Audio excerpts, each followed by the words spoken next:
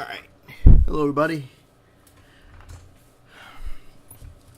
Just want to show a quick turnaround for some Z-spheres and creating a hand. And there's a lot of videos out there, but I just figured I'd kind of do it for self-learning and also showing others whatever I've come to learn. Right here I'm just pretty much just inserting some Z-spheres on a sphere. And I want to use Z-spheres for knuckles and placement on the hand.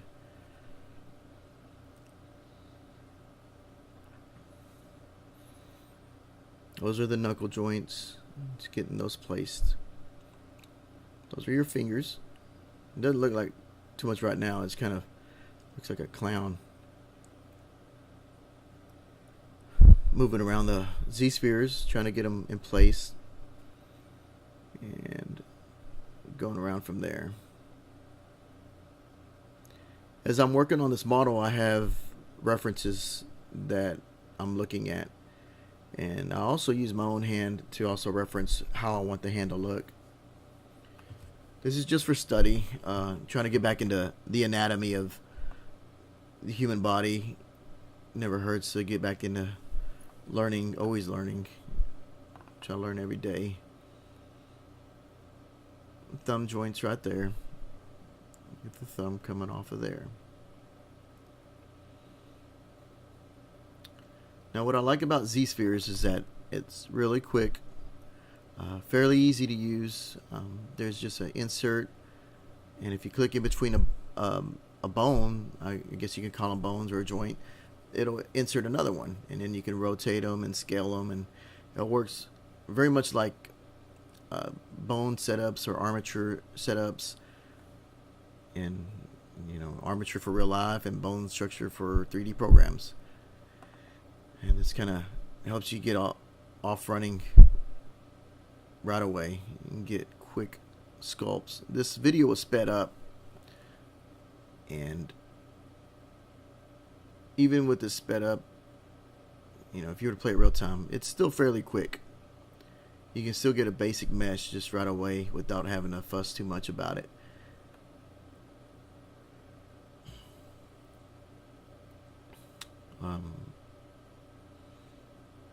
I wanted to give a dynamic pose to the hand. That was not so straightforward. I could have done an easy, straightforward one, but I wanted one with a little character. I guess if I wanted to, I could put a box and call it thing, right? Finished version. This was only done within an hour. It wasn't anything to... It was more of a study to get going on here. So in the end, I don't really put in fingernails and a whole lot of detail, but I do get to a kind of a final base mesh. And there's some tweaking that, when I look at the final images, that I could still keep going. And if I added one more hour to it, it'd be fairly further along than it would be at the end of this video. And just keep moving, adjusting the knuckles, getting it to a little more natural. That's what I love, is that you can get very quick results with Z-sphere.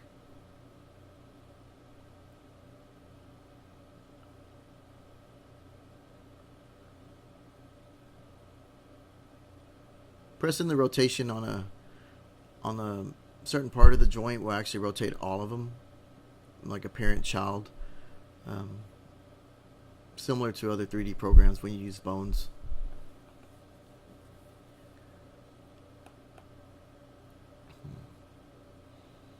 Just trying to get the knuckle and the finger length in between to be a little more natural. And right there you have the adaptive skin turned on, pressing A. And you can see that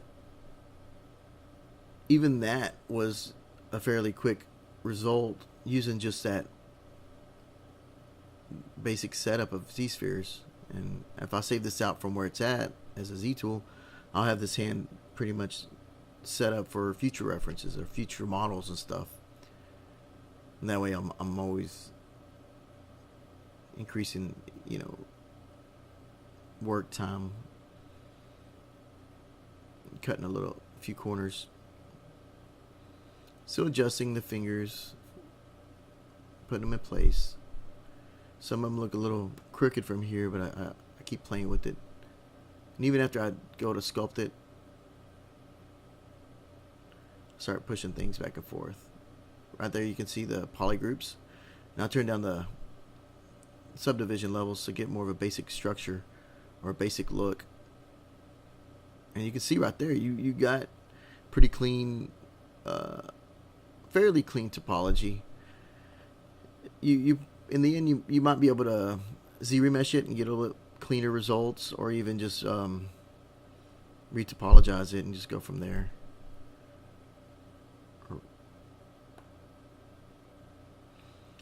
And right here is where we'll probably start adding detail. I chose to narrate over this videos because sometimes just watching it for the full hour it can be, I don't know, just get to the root of it and you'll get the idea of how it works. Putting a little more meat in between here and there, looking at my hand or references, and you can see that the Zsphere did as good of a job as it's going to do for that, but then you got to go back in and start defining these areas, the folds and the wrinkles in the skin of age and time. And you can see that, you know, right now you're just kind of blocking it back in from what you had originally started. Give a little more definition and detail. And just clay build-up brush, going back and forth. Some dam standard to kind of give a little more cuts and creases and folds and wrinkles. Right now I'm just trying to block out a little bit of the detail and try to get it to be a little more defined.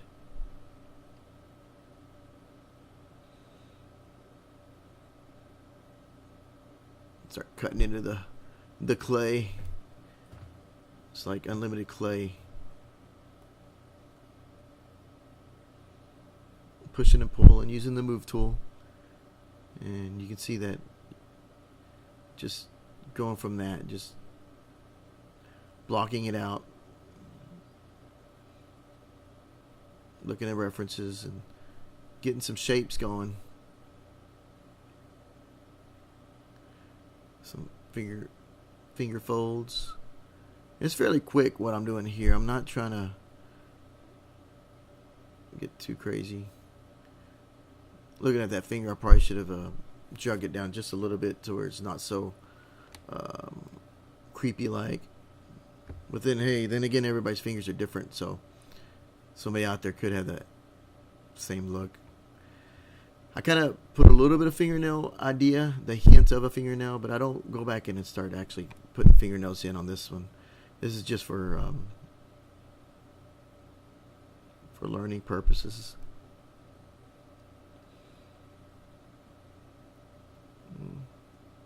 Trying to put some bone under the meat, give it more meat on the hand. You can see I'm trying to get the webbing between the thumb and the fingers, the joints. More bones in and out. So now you can start seeing a little bit more of the shape. It looks kind of creature-ish the way it is right now, but I'll go back and smooth it out with the smooth brush. I'm just trying to get a fast result with the time frame I had that day.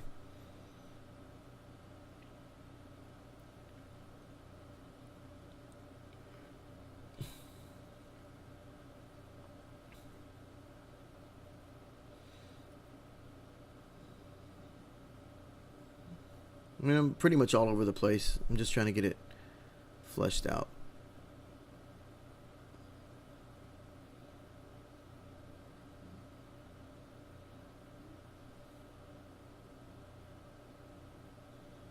I think as I'm doing this, I'm looking at references.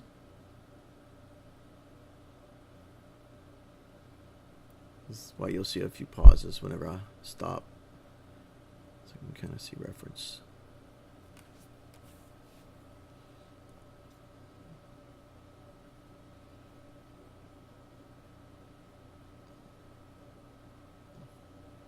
Slicing the bottom off. Now it's a thing from Adam's Family.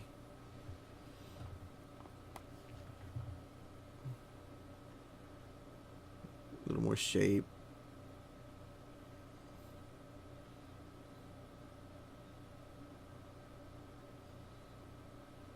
I don't get too detailed with the wrinkles and stuff. They're just there for placement. Give you an idea, and me an idea of what I wanted to have.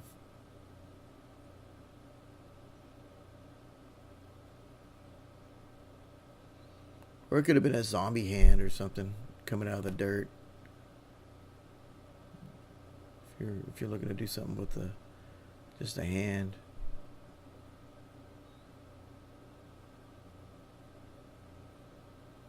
Or after this, you can probably add some mech gear on it.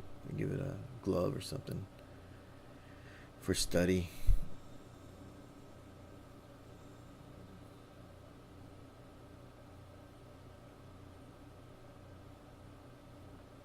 Still pushing and pulling, trying to make it a little more natural look.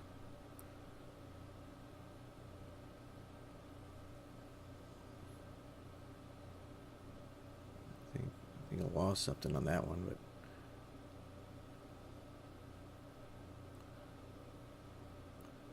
kind of looking at the Zsphere before and after. Subdivide it some more and start adding more detail. And this is where I start getting a little bit more wrinkles inside of there. I don't do many, but sometimes it helps. Kind of give you a roadmap of a hand.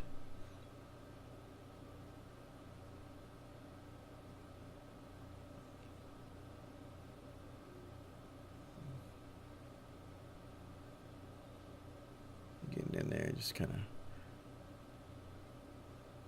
get an idea.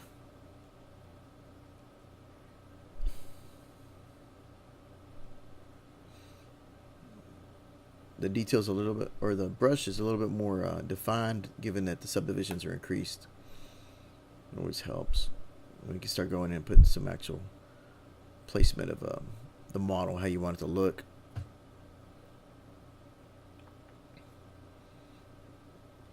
Keep going back to those knuckles. I keep flattening them out with the smooth brush.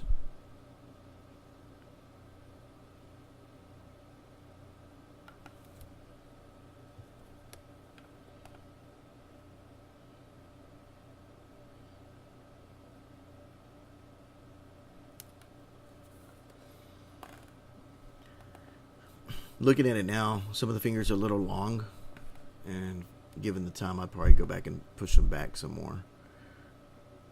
But for what it's worth,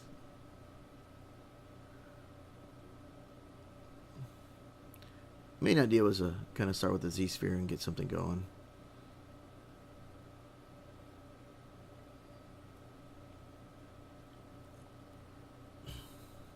More definition in the hand, and kind of trying to follow the wrinkle lines and the flow lines and everything else in there.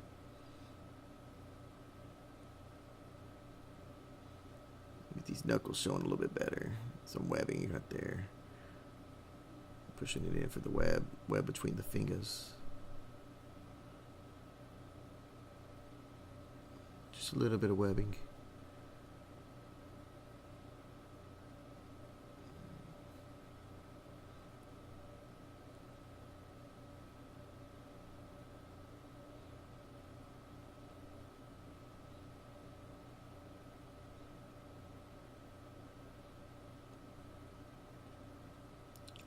You can see it just pretty much build it and smooth it subtly.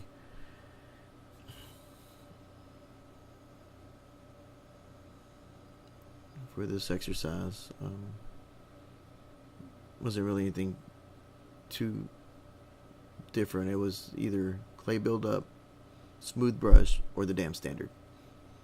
I didn't jump around between different brushes on this. I just wanted to kind of get it. See their damn standard brush.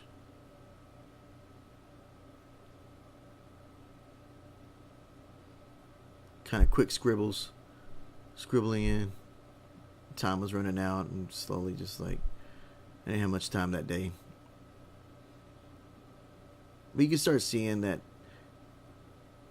within that, almost an hour, 40 minutes or whatever, you can get a basic mesh. And if you were to spend, just think, another 8 hours on this one hand, how much detail would you have, and how much definition and everything else? It's really fun. And there you go. That's pretty much where I stop at almost. I kind of wish I would have been able to have done more, but if you look at it, I need to straighten that out. Straighten the hand out a little bit better. It's still kind of crooked, but for what it is, we know it's there. We can fix it, but it's real quick method. So, thanks for watching. Hope you learned something with it too.